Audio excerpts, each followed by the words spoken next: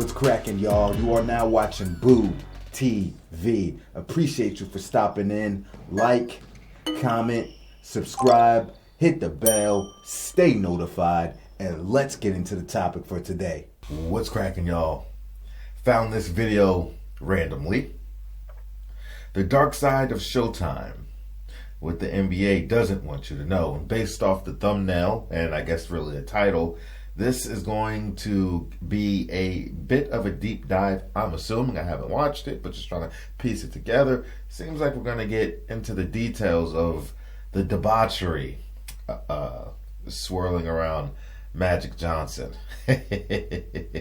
We know Magic used to get down, boy, used to get down. But anyway, got my strawberry smoothie here, ready for the event. Let's get into it.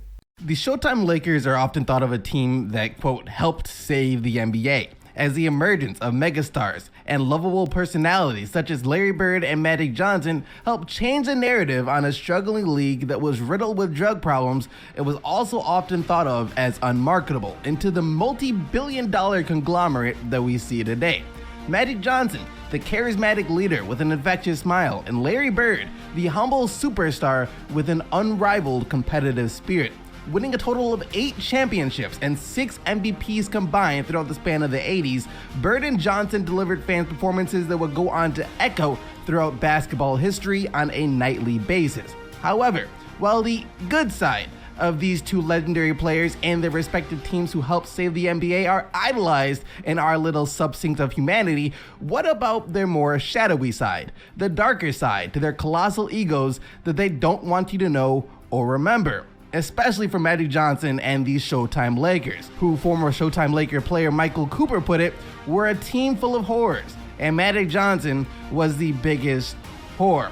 See, while I did find myself in awe while learning of the success and greatness that Magic Johnson and the Lakers of the 80s achieved, I was in even more awe when I learned of some of the more promiscuous, jaw-dropping acts that took place behind the scenes of the show being put on at the Staples Center.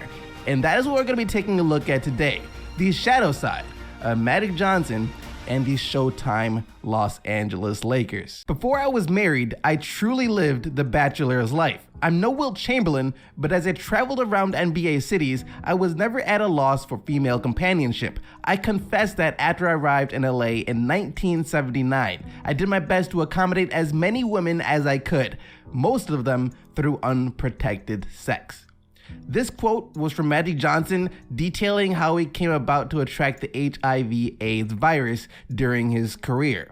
I did the best to accommodate as many women as I could.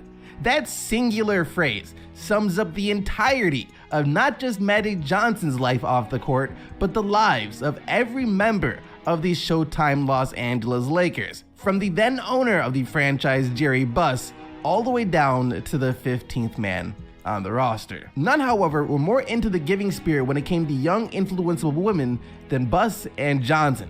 Dr. Buss seemingly dated a handful of new, barely able to drive girls every week, luring them in with promises of getting them onto their feet in LA, treating them to fancy dinners, and buying them a new pair of shoes in order to procure their companionship.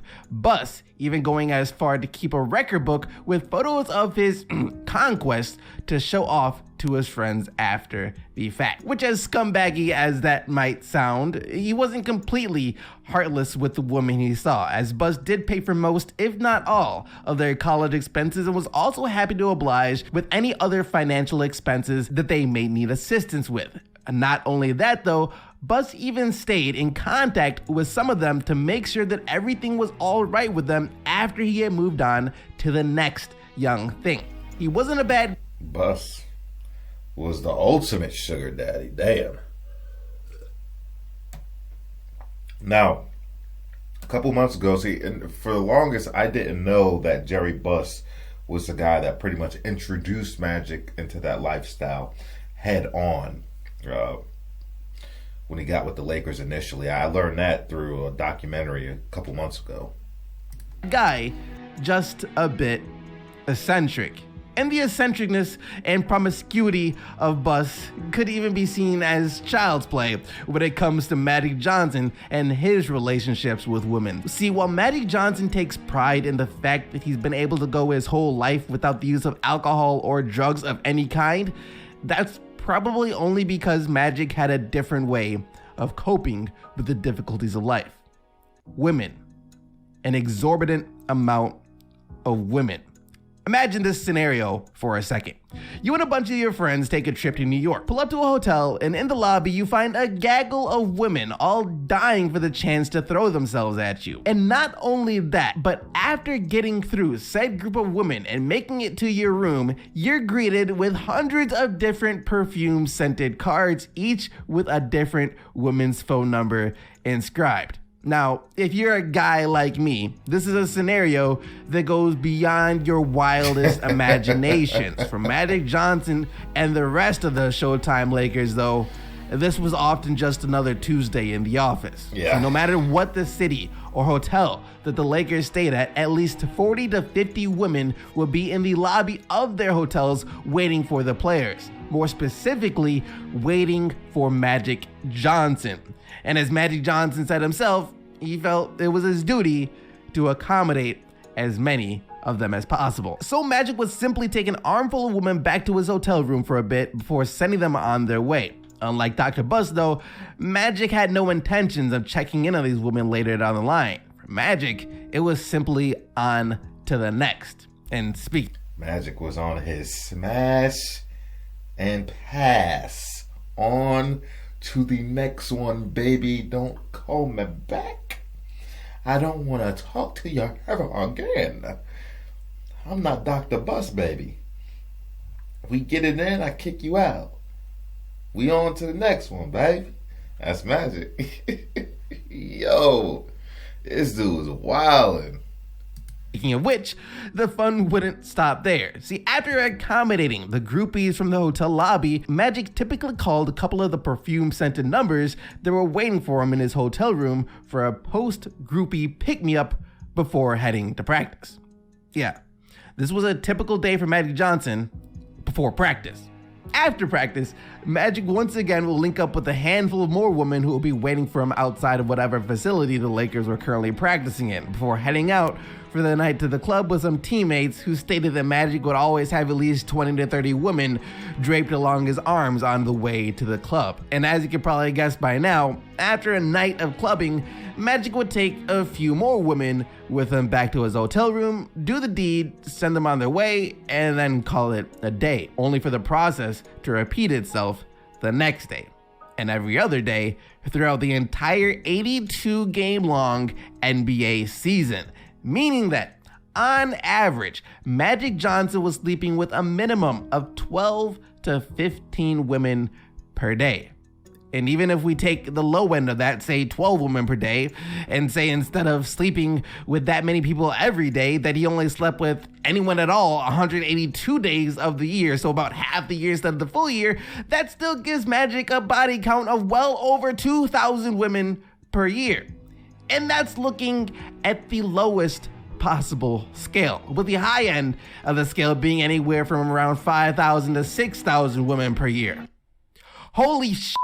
And if you're taken aback by the sheer number of women that Magic presumably slept with in his life, well, you're in for a real shock once you learn of what took place during some of the parties that Magic Johnson would throw at his LA mansion. I can imagine. Where he would invite women by the dozens, from Hollywood actresses to strippers to college students. There would be women who had encounters with athletes before and bragged about the athletes that they've been with. And then there are also women who were a lot more discreet. Women for whom this was a very secret life they would not want the rest of the world, particularly their significant others and husbands, to know of. Because if you were a woman attending one of Magic Johnson's notorious house parties, being down for anything was a requirement. As one of Magic's former teammates put it, by the stroke of midnight, everyone had to be busy. If a guy complained that a girl wasn't getting busy, Magic would show up and make her get busy. And should she refuse, she'd be kicked out and barred from attending any future festivities. Yeah. How crazy is that? Can you imagine Oh, that's the lifestyle, man. It's the lifestyle back then. And a lot of celebrities now, and even athletes, it's like, hey, if she ain't with the business, get her out, kick her out. If you don't want to be here, we get somebody else that want to be here. There's too many women out here. That's these lifestyles these guys live. Kick her out. Magic said if she ain't cooperating, Magic would come in and give her the boot. Looney Tunes style, kicking them out the door, slamming it shut. What would happen if this story broke today? Fortunately for Magic and the rest of his teammates though, this was a time well before social media and phones with cameras, so they didn't have to worry about footage or pictures getting leaked to the masses. Unfortunately for Magic and the Showtime Lakers though, they had one of the dumbest humans to ever exist on their team. Mark Landsberger. Now, when I say Mark Landsberger was one of the dumbest humans to ever exist, I don't say that to be mean in any way. It's simply, well, the truth. Mark Landsberger is historically dumb. Michael Cooper. Mark was a nice kid, but he was dumb like a post. I'm guessing he could not walk and chew gum simultaneously. Lakers VP of Banking. I hired Mark to give an hour-long rebounding course at a summer basketball camp. He ran out of words in 5 minutes. Lakers assistant coach. And my personal favorite, on his first day of practice with the Lakers, Landsberger, with the dead serious face, asked, "Do you guys run any rebounding plays?" He was dumb, which is why none of his teammates should have been surprised in the slightest bit when Landsberger, despite sleeping around on his wife with plenty of women, outed the entire Lakers roster to his wife for their not so kosher behind the scenes behaviors. The parties with groupies, the hotel lobby groupies, the scented phone card groupies, the post-practice groupies, the post-game groupies, and even the post-groupie groupies. Landsberger, completely unforced by the way, told his wife everything.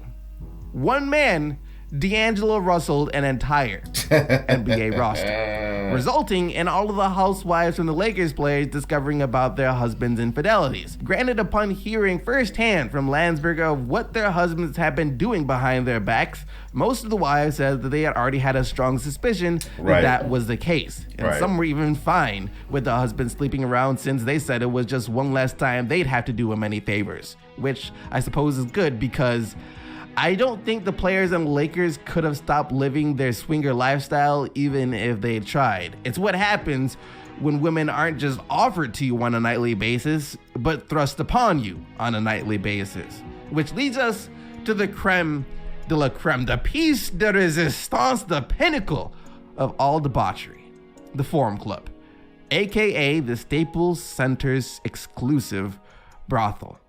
The Lakers, while they may have been the team whose players' libidos most closely resembled that of a rabbit's, weren't the only team filled with guys looking for a good time, as players from opposing teams relished the chance to travel to LA and take on the Lakers. Not necessarily for a chance of beating one of the best teams in the league at the time, but instead because of what came afterwards, the party at the Forum Club. Immediately after the final buzzer sounded, players from both teams could hardly wait to hit the lockers and shower. Role and bench players especially knew that they had to be quick after the games because of what awaited after them at the Forum Club.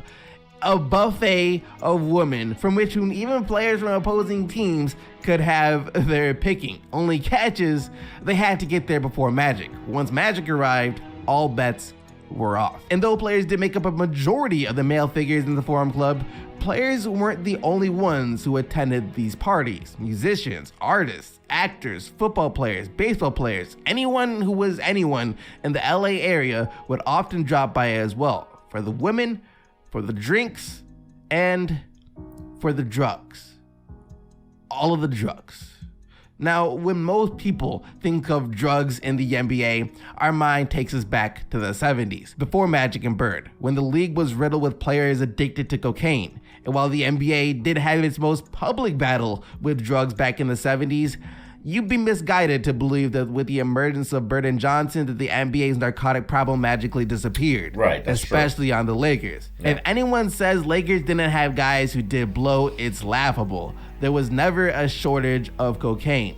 Michael Cooper, Lakers guard, and cocaine use. After games at the Forum Club, the use of cocaine was especially prevalent, with most of the waiters even doubling as cocaine dealers, and the bathrooms being the main place of consumption. Matter of fact, drug use on the Showtime Lakers had gotten to be such a problem that the Lakers advisor, the great Jerry West, hired a couple of private investigators to follow around one particular Lakers player to discover whether or not they had a drug use problem. And the player that West instructed that PI to follow was all-star guard Norm Nixon. Now, I could write the whole nother video on Norm Nixon's relationship and problems with Magic Johnson, Jerry West, and the entirety of the Los Angeles Lakers, but the main thing you guys need to know is that from day one, Nixon was jealous of the attention and notoriety that Magic was getting. He envied Magic Johnson. And that envy not only caused rifts between Norm and the rest of the team, but it also caused a massive rift between Norm and West, to the point where West had been vying with the Lakers brass to remove Nixon from the roster for years. And as it turned out, this stunt by West will be one of the final straws necessary to make that dream come true. But that story is actually going to have to wait for another time. This whole Showtime Los Angeles Lakers behind the scenes thing, it's a pretty long story. There's a lot of details I gotta get through. So with that being said, if you want to see the next part, make sure that you not only like the video, but also subscribe to the channel. I got that video plus a lot more NBA stories and knowledge of things in the past that I had to share with you guys. So once again, make sure that you are subscribed to the channel so you don't miss out on those videos. But until next time, keep getting the buckets, Team STC, and I'm out of here. All right, so it appears there are 3 parts to this, which I didn't know. So what I'm going to do, I'm just going to watch all 3 parts and combine them all in this one video so you get everything in one sitting. And I can just binge watch it all. You know, I guess I really said all I had to say, but the whole time while I'm listening to the stories of the lifestyle, I'm thinking of this 50 Cent song called Part-Time Lover. Dope song. If you like hip-hop, you like rap, you like 50, it's one of his mixtape joints. Pretty sure it's on one of those mixtapes. But the song was called Part-Time Lover, and at the end of a lot of 50 Cent's songs, his records, he'll just talk. He'll talk his shit at the end of the record. That's what 50 Cent does. So in one of his little blurbs at the end of this video, Part-Time Lover, he basically said, I only need your love part-time. Be my part-time lover. Some men require love from 9 to 5. I require love from 12 to 4. 12 at night to 4 in the morning. And then we leave the hotel. It's a short stay, baby. It's 50. That's the whole time I was like, hey, man, kick them out. Oh, man. It's a crazy lifestyle, man. And the fact that they have the energy and the mental fortitude, along with the physical fortitude, to live this lifestyle of activity every single day is crazy. And then they're constantly mixing things up, trying new things. I heard stories. People get into some crazy things because they get it so much, and they try to find new and invigorating ways to experience this sexual lifestyle, and they could get into some different kind of stuff, some crazy stuff, just to get that rush, because you become so accustomed and bored to a lifestyle that many people could never dream of having. That's something they wanted. Anywho, let's get into part 2 and part 3. The hero at some point sees the dark side of his true hidden self, the side he's always denied for most of his life. This was that juncture for me. The Los Angeles Lakers, one of the most decorated franchises that the NBA has to offer. With a total of 16 championships to their name, winning seems to be an inherent part of their culture. However, it's not the only part of their culture, as the fame and notoriety that comes from playing in the City of Angels can quite easily turn even the purest of angels into demons.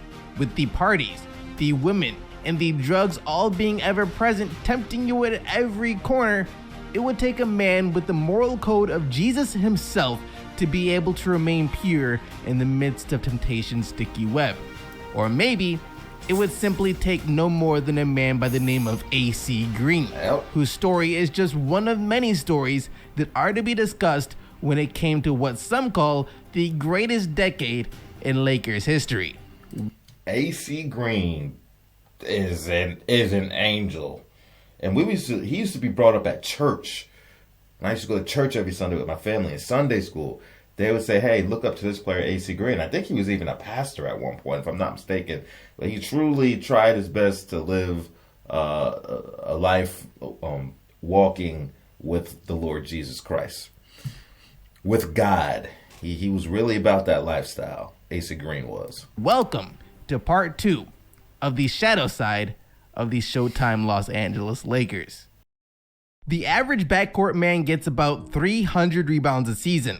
I'll bet Jerry comes up with at least 500. He's the tallest 6'3" player I ever saw. He can go right up there with the biggest of them to dunk in the ball. He's a tremendous passer, a deadly shooter from anywhere. Most of all, he has the timing, coordination, and sixth sense to be at the right place at the right time. To those who knew Jerry West for the quick, tough, high-flying, explosive guard that he was throughout the 60s and early 70s, that would be an accurate description of the player who would become the icon of the league itself. For those who knew Jerry on a more intimate level, however, the words oddball, lunatic, uptight, and more than anything, perfectionist would be the words used to describe the essence of West. He was such a perfectionist, he has always taken losses very difficult. Losses were harder on Jerry than winning was good for him. Winning was great, but losing was that much worse for Jerry. It was always very, very difficult for him. During his playing career with the Lakers, West was often so wound up and uptight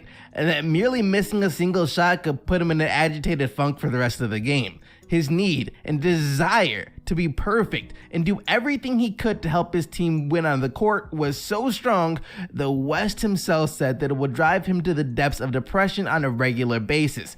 His strive for perfection was in a way debilitating. That, though, mainly took place earlier on in his career. See, as he matured, he had learned to accept the fact that he could not be perfect through the help of women. I will lose myself in women, a lot of women, and I was married. I was bad. Jerry West. Former teammates, coaches, and anyone who was around Jerry enough knew that he had to have the touch of at least one woman before a tip-off to help him calm his nerves. Similar to Magic Johnson, for someone who refused to drink and smoke, women were the only outlet that West could seemingly find, his favorites at the time being airline stewardesses, as even professional athletes from different sports would often try their best to be around West, knowing that wherever he was, the women were sure to follow. However, while women may have helped West calm his nerves and subdue his madness, what West fully never grasped the ability to do was lower his expectations for others.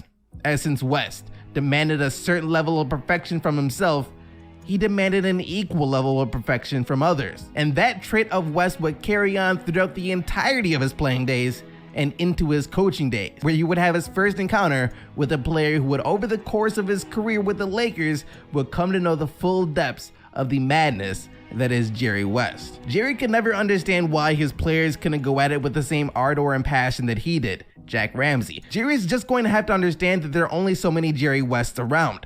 That might be a problem that he'll have. Butch Van Bredikoff. Our guards could never seem to get the job done to his satisfaction. Kareem Abdul-Jabbar. Jerry West, as great as he may have been as a player, never should have coached a day in his life. Due to his inability to communicate exactly what it was that he wanted from others, combined with his short temper due to his uptight nature, the locker room for the Lakers was often filled with nothing but obscenities being shouted at the players for the mistakes that they had made. Former player for the Lakers, Ron Carter, once told a story of where during his first game with the team as a rookie, West was so livid in the halftime locker room that he punched a chalkboard and broke his pinky. The reason? He didn't think they had gotten Kareem the ball enough and were down by a point. Being down by a single point at halftime during the first game of the season was all it took for West to snap. West, though, meant no harm with his outbursts, and his players knew all too well the type of person he was, resulting in most of his players holding no hard feelings towards West. The only player that West truly didn't get along with during his coaching days was all-star guard Norm Nixon.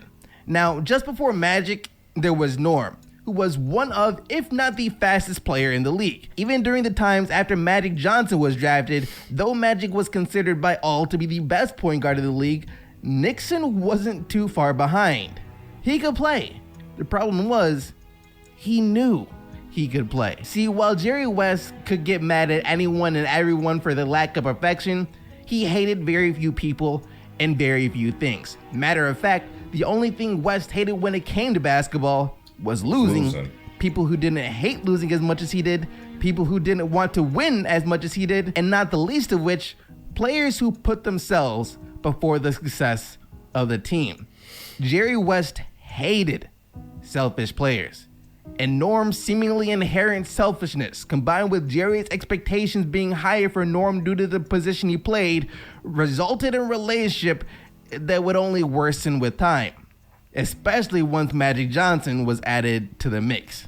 Speaking of Magic Johnson, though, there would be no Showtime without Magic. The dazzling point guard was a wake-up call not just to the Lakers, but for the NBA as a whole. And seeing as to how there would be no Showtime in LA without Magic, it's only fair to give credit to the person who was credited with the decision of drafting Magic Johnson to the Lakers in the first place.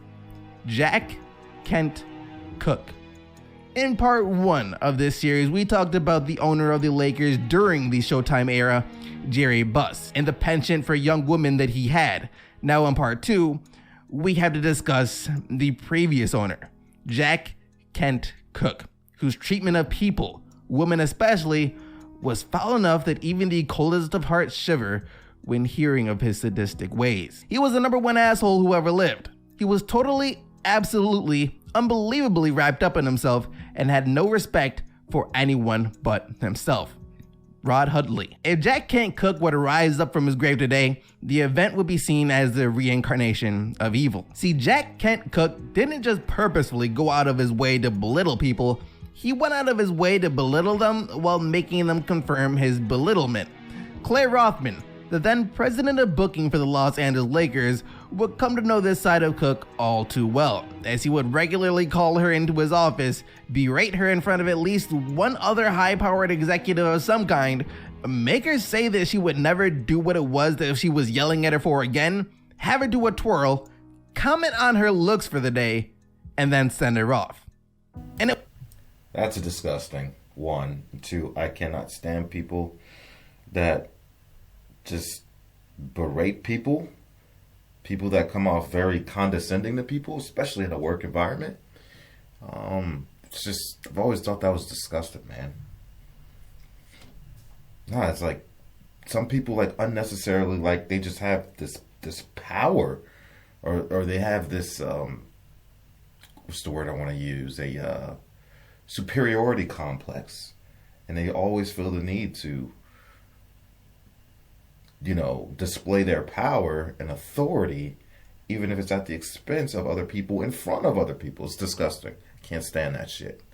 It wasn't just Rothman that he was like with this, as Cooke thought little of women in general. To him, they were mere objects, things to be looked at and then disregarded at best. His treatment of men whom he saw as beneath him, which was most, wasn't very good either. Whether it be promising a person like legendary broadcaster Chick Hearn a little something extra in his check as a Christmas bonus, only to include a wallet-sized picture of himself as that bonus, or telling a staff member at the forum to take off his jacket so he could use it to wrap up his dog, it was made clear that Cooke truly did not regard the lives and well-being of others.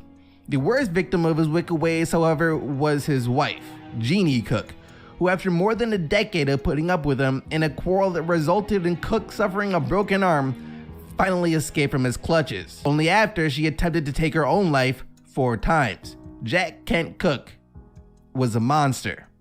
The biggest monster in LA, though, was still without a doubt cocaine. There was a lot of coke going on. Everyone did coke in those days. Late 70s, early 80s, it was everywhere. Everyone tried it. Anyone who says they didn't is a liar. The name Spencer Haywood is probably a name that most modern NBA fans have heard little of. However, his story is one that almost changed the entire course of Showtime for the worse. Like most players in the 80s, Spencer Haywood used cocaine. As his teammate Michael Cooper, who also used the drug, put it, there's a difference between using cocaine and being used by cocaine. Spencer Haywood was being used by cocaine. I like pot because it was organic, but coke wasn't organic at all. It was manufactured, and instead of making me mellow and relaxed, it did the opposite. I would use coke and see bugs, spiders, the most demonic things that ever existed. Spencer Haywood. 2 pints of Bacardi rum, a good session with a crack pipe, and finish it off by popping a few quadrules, aka methaqualone, a sedative that Haywood would use to, quote, bring him down from his high. That was his ritual. The drinks to relax him, the dope to hype him up, and the quaaludes to bring him back down. See, Haywood was often seen as one of the main guys to go to in the league for a party featuring cocaine. One incident involving such a party took place during a 4-team preseason tournament that the Lakers were hosting, when a group of 12 players from different teams all gathered at Hayward's house for a crack session. Except, instead of having a good time and the players leaving afterward, the crack pipe exploded, resulting in a handful of league's top players having shards of glass shot into their eyes and arms. Haywood said that the incident shook the players so much that they had to wait a whole 10 minutes before resuming their session. And as you can probably guess, Haywood's addiction to the substance took a massive toll on his level of play and his relationship with the Lakers, especially his relationship with Kareem Abdul-Jabbar, who hated Spencer Haywood. Even though Kareem openly admits to having used drugs such as cocaine and heroin during his college days, he saw what the drugs were doing to Haywood and how they were affecting the team as a whole. The worst incident coming during the playoffs, as despite the fact that Haywood and the Lakers were scheduled to have an 8 o'clock practice in the morning, Haywood found himself up at 3 o'clock in the morning smoking crack. Realizing that he needed to come down from his high before practice started, he began, of course, popping Quaaludes. And by the time practice did start, Haywood was still so messed up that he fell asleep at practice as soon as he arrived. Realizing what was going on, the head coach of the Lakers, Paul Westhead, instructed Haywood to head home. His time with the Lakers had come to an end. Infuriated by being let go by the Lakers, Haywood then decided he would take his frustrations out on his head coach, as he phoned up a buddy who dabbled in organized crime in Detroit.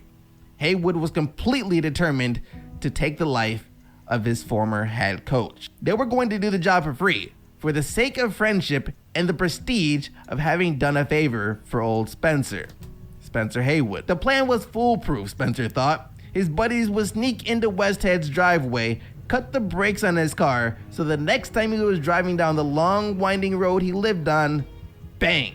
His life would end in a tragic car crash. No one the wiser that it was set up by Spencer Haywood. Everything in place. His friends had already flown in from Detroit, and their resolve to commit the crime had not wavered. Paul Westhead was going to die. But get this, mere minutes before the operation was set into place, Haywood received a call from his mother, who told him that she had a terrible dream that he was going to kill someone, and said that if she ever had any suspicions he was involved in such a thing, that she would personally turn him into the police herself. Upon hearing this, Haywood called the operation off, sparing the life of the man who would coach Magic Johnson and the Showtime Lakers to their first ever NBA championship. I didn't know any of that. Like 95% of that in part 2 here was all new to me. And that guy is disgusting. And freaking Haywood over here, listen, just the fact that he had put a hit out on him, whether he called it off or not, that's enough to do some serious time. The fact that you put the hit out, period, whether you called it off or not, that's serious time. I want to know how that information got public. He must have came out, or somebody else must have came out and spoke on it. And being that it came out, was there some type of actual investigation with this? That's crazy as hell to me. And if you're going to take somebody out, really take the brakes off his car? that doesn't guarantee anything. Unless he's going straight from his driveway to the highway and then has to hit the brakes because of traffic. But if he's just driving down those LA streets where you're not picking up any heavy speed really until you get on, I-5 and a couple other roads, you know how the LA traffic is. You're probably going 10, 15 miles per hour. Take your foot off your gas, your acceleration declines, and yeah, you'll eventually hit somebody because you got the brakes on, but you ain't gonna be hitting them at no high speed. Even if he has enough time to realize that, oh, my brakes aren't working, I'm sure he could steer himself somewhere where he could, crash into a pole or something to avoid hitting somebody. What I'm saying is that it's no guarantee. This is just a garbage. If you're going to try to put a hit on somebody, there's more guaranteed ways to do that. I'm not saying I'm thinking about this stuff. I'm just saying I watch a lot of movies is what I'm saying. It's like when people try to commit suicide. And it's like, man, it's a lot easier just quicker ways to go out.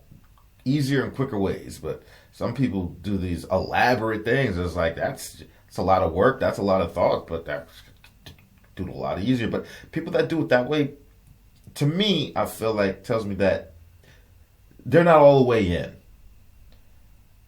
They're not all the way in. They haven't fully committed to it.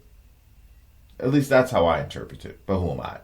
Anywho, let's get into part 3. I'm Los Angeles Lakers, one of the most famous teams to ever grace the hardwood.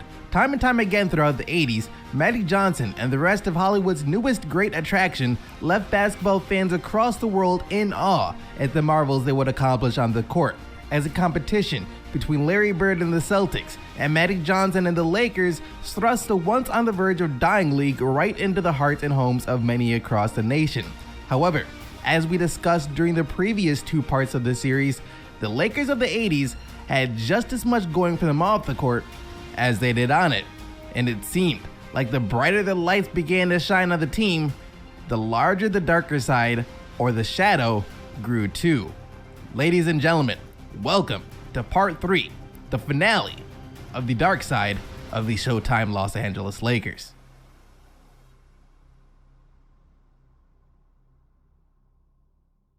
You've been hanging out with some drug dealers, and we know you do a lot of drugs. This was Jerry West's response to an angry Norm Nixon, who had just been informed by the private investigator hired by Jerry West that West had hired him to investigate him for the possibility of a drug habit. See, though Jerry West was far too wound up and nervous of a person to watch most Lakers game live himself, West still believed that he had an eye for seeing everything, which during his time as general manager for the Lakers, he did, as West was valuable to the Lakers then not only for his otherworldly ability to spot the talent and players necessary to cultivate a winning environment, but West was also known to have eyes and ears planted everywhere throughout the LA area to keep tabs on what's going on. And though West was often well informed about most things and his hunches typically turned out to be right, his particular instincts telling him that then all-star guard for the Lakers, Norm Nixon, was amongst those on the Lakers caught up in the cocaine trap was wrong. As when it came to drugs such as cocaine, Nixon was one of the few Lakers who didn't indulge. That doesn't mean, however, that Nixon's hands weren't in the mix when it came to the women, as outside of Magic Johnson, whose libido rivaled that of Wilt Chamberlain and Kareem Abdul-Jabbar, Nixon was one of the main players that groupies surrounding the Lakers were eager to get their chance with. And speaking of Kareem Abdul-Jabbar though, as I mentioned, he was not one to forego the pleasures of the various women surrounding the organization either, as Kareem would rarely, if ever, miss the opportunity to attend the festivities that took place after the games at the Forum Club. And that is despite the fact that later in his career, Kareem had the responsibilities of fathering 4 children and was also in a serious relationship with a stay-at-home girlfriend. And Kareem's particular taste when it came to women was a pair of twins they would often visit at the Forum Club. Now, to some people, this might be surprising due to the type of character that Kareem Abdul-Jabbar is, the quiet, intellectual type. However, for Kareem, there was always a burning rage brewing inside his calm exterior, a deep hatred that had been instilled in him from a young age and nurtured throughout various life situations, and Kareem's seething hatred was directed at white people. Kareem Abdul-Jabbar hated white people. People who were trying too hard to be friendly were patronizing racists. People who didn't try hard enough were blatant racists. People I didn't know weren't worth knowing. People I did know had to watch their step. Kareem Abdul-Jabbar. There were two main situations from his past that instilled this venom and hatred in Kareem. The first was when he was a little boy and he had a white best friend. However, the friendship was rather short-lived, as one day during an argument at school, Kareem's then friend called him a dirty Negro to his face. Only, he didn't use the word Negro. The second incident involved Kareem's high school coach, Jack Donahue, who throughout the first couple of years of coaching Kareem grew very close to the young star and had even gained Kareem's trust as an outsider, until during one halftime game when Donahue, in an attempt to get Kareem motivated, yelled at him, saying that he was playing just like a lazy Negro. Except once again, the word used wasn't Negro. And due to these two particular circumstances, in addition to the racial tension in America being ever present, Kareem's hatred to white people only grew stronger as the years went on. And considering at the time that 99% of journalists surrounding the NBA were white, Kareem was always reluctant to speak to any of them after the game, as each response from Kareem was always held to a 10-syllable max, which reporters hated Kareem for, as after the media warmly celebrated the retiring of NBA legend Julius Erving the year before Kareem retired by piling money together and sending him on a vacation, when it came time for Kareem to retire, first off, the members of the media were reluctant to do anything at all, and when they did do something, they just got Kareem Abdul-Jabbar a ski trip, in which they said they all hoped he would break a leg. Yeah, the media hated Kareem. One member that the Lakers fans or media or anyone else never had a problem with, however, was AC Green. The man who, out of everyone on or involved with the Showtime Lakers, was the only person to never, ever give in to the unyielding temptation that he faced on a daily basis.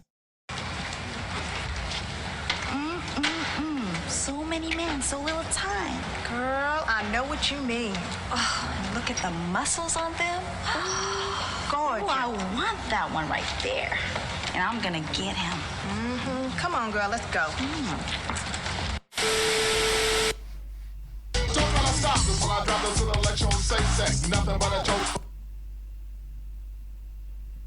Wow, I have not seen that scene in so long. I used to love the girl with the hat. Pretty. I like government's latex, cause that's no safe sex except abstinence. Unless you're married, then you better take a minute, will it? That is the method I speak, will protect you, bless and direct you. Of course, it will help you. As we stop this epidemic, the former technique, so we check the stats. To say that AC Green was merely an anomaly in the NBA would be an understatement.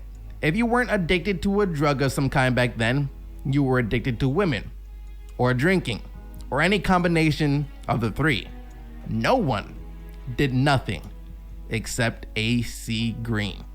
Once you start seeing the girls around the NBA, you won't be thinking about any of that Christian and God stuff. This Magic Johnson quote that was featured at the beginning of the video was aimed at AC Green, as early into Green's rookie year with the Lakers, the entire Lakers team made a bet that it would only take AC Green 2 months to give up his God-fearing ways after he saw the light that was about to be presented to him now that he was a part of the greatest show in Hollywood. Thing is though, 2 months later, AC Green was still as much of a virgin as he had been in his entire life. That's not to say that temptation never came his way. It certainly did. Constantly. Hookers, groupies, whatever you want to call them, were always knocking on the hotel room door of Green, trying to show him a good time. AC admitted that while it wasn't easy looking through the peephole of his hotel room door and seeing half-dressed women trying to get in, he always kept them away by starting to say prayers at the top of his lungs. This man was completely determined to save himself until marriage. Respect. And he did. Throughout his entire career, spanning the years 1985 to 2001, AC Green remained a virgin, while also setting a league record for most consecutive games played at 1,192. He was a true Iron Man, and one whole year removed after deciding to hang it up at the ripe age of 38, Green married his wife, and for the first time, discovered the touch of a woman. Hey. Now, even though AC Green was the only man on the Lakers to resist all of the outside temptations, he wasn't the only one who once held that image. He wasn't the only one thought of as a wholesome, God-fearing man. Because for the longest time, 20-point per game scorer and 5-time All-Star James Worthy once held the same type of mystical prestige that Green did. With a wife and a newborn baby girl at home, on top of no one on the Lakers seeing Worthy even entertain the idea of being with another woman, James Worthy held the image of a saint of sorts. Unlike AC Green though, Worthy's image of a saint was just that, merely an image. And in the year 1990, that image of Worthy will be burned down to the ground when he was arrested at a hotel in Houston for contacting an escort service that had previously been seized by the local police, resulting in disbelief amongst the Lakers and even the wife of Worthy until police reports confirmed his name on the ledger of people who had either used or tried to use the service in the past.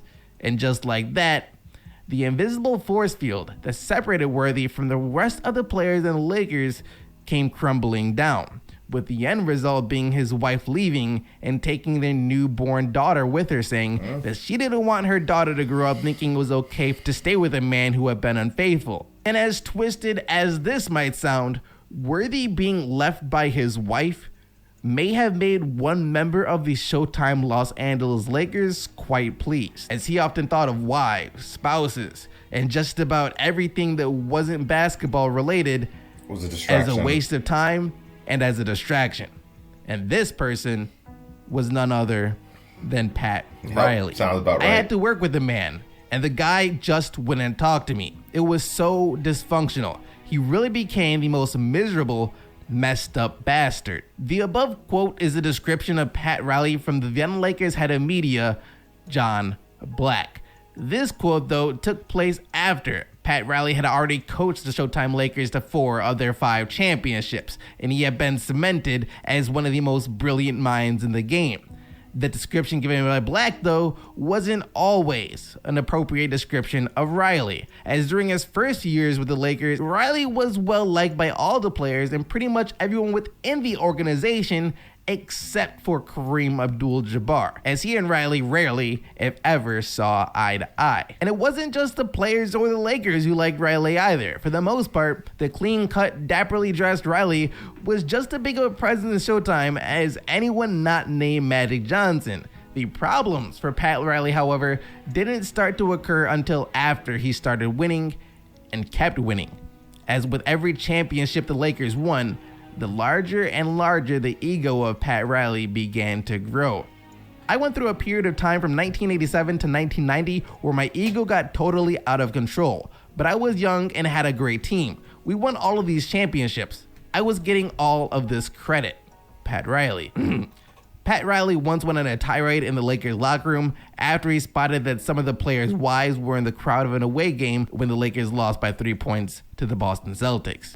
Pat Riley, instead of resting his players after sweeping the Phoenix Suns, made the aged Lakers attend a mini-camp of sorts leading up to their NBA Finals series against the Detroit Pistons. Pat Riley once caused Lakers guard Byron Scott, who was averaging close to 20 points per game on the year, to hurt himself the day before the tip-off of the 1990 NBA Finals against the Detroit Pistons by running a hardcore practice instead of a lighter shoot-around.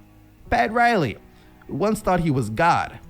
During the twilight years of Showtime, the man who was by job description merely a head coach of the Lakers thought that he was the Lakers. The people were paying to attend games to see him coach just as much as they were to see the players play. The practices that Riley would start holding throughout the years would only start becoming more intense instead of allowing his now much older core to rest on valuable off days. Members of Riley's coaching staff began becoming the subjects of his outbursts of anger on a regular basis. Other members of the Lakers who worked not for Riley, but with Riley, had their fair share of grievances as well, as Riley would often try to bully them into doing either meaningless or excruciatingly complex tasks.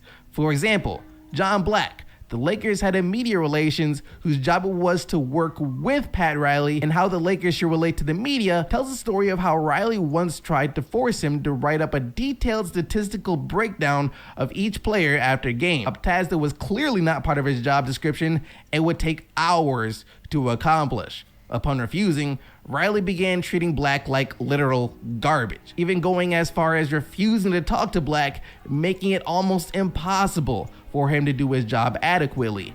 And this behavior completely isolated Pat Riley from everyone else in the Lakers organization.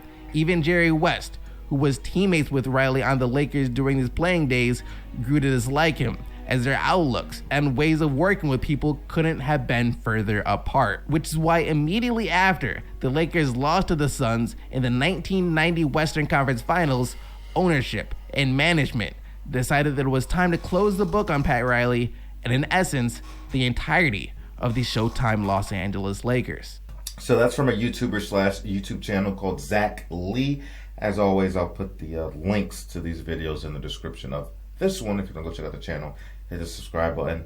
My first time coming across this content creator, never seen him before, but obviously you see he does good work. Interesting 3-part series there. Some good information there that I really didn't know that was going on with some of these players. I know Pat Riley's reputation, but I didn't know all those details that were going on inside the Lakers organization and how it all came together in the kind of way. But the Kareem thing, I'm glad he said that, because that was always my kind of feeling about Kareem Abdul-Jabbar, like based on how he handles himself publicly, as a public speaker, public interviews. I didn't really ever think he would be one of those guys that was regularly embarking on those journeys to the club forum or whatever, brothels, or mixing it in with the ladies. Now, obviously, I know he's going to have some fun. He's a dude. He's a basketball player. He's going to have some woman here and there. But I didn't think he was, a regular dapper. Likes to dip into those waters frequently. Maybe multiple partners in the same day. But did I think he was doing that? No. After watching this, does it really surprise me, given the lifestyle that these NBA players live? No. AC Green, like I mentioned earlier, I knew what he was about. AC Green was the one basketball player that they would constantly talk about in Sunday school. So I knew ain't no single lady was about to pull him out. And I love the fact they're out here beating on his door, all half dressed, claddy and whatnot, looking seductive. Breasts perked up, looking juicy, booty out, whatever the case may be, skin showing, lip gloss, lipstick back in the day, And he's just saying prayers from in his room. Scriptures, reading scriptures. Thou shalt not. Put the 10 Commandments on. Put it on the VHS. Put it on loud. You know what I mean? Bible stories that are true. Oh man, my parents, we had every Bible story, every VHS tape, every cartoon, every sex education VHS. Had us watching like that stuff. I recognized those little 90s, 80s clips or whatever it was from back then. It's like, oh my God, I haven't seen that in so long. They used to run us through all the VHS, educational stuff. But yeah, that's some interesting stuff. It's actually quite amazing. I wonder how much better some of these players could have been, given some of them are all-time greats, had they spent more time in the gym and focused more on basketball and taking care of their body and dialing in on their skills. Because you look at the careers some of these guys had, it's like, this is an all-time great. And when you see the type of stuff they were doing regularly before practice, after practice, where their mind was at, and they were still be able to go out and perform, and you would have never thought, given their performance and how elite they were, it's like, man, you probably could have been even greater. And that's saying a lot, if you were dialed into the things that matter more from a basketball perspective. But interesting. Something else I wanted to say. I think I touched on most of what I want to say. I gotta start writing these things down sometimes. But yeah, appreciate you guys. Thanks for stopping in. If you want to add anything to this, please let me know in the comment section. Would love to hear your opinion. Like, comment, subscribe, hit the bell, stay notified, and I'll catch you on the next one. We out, baby.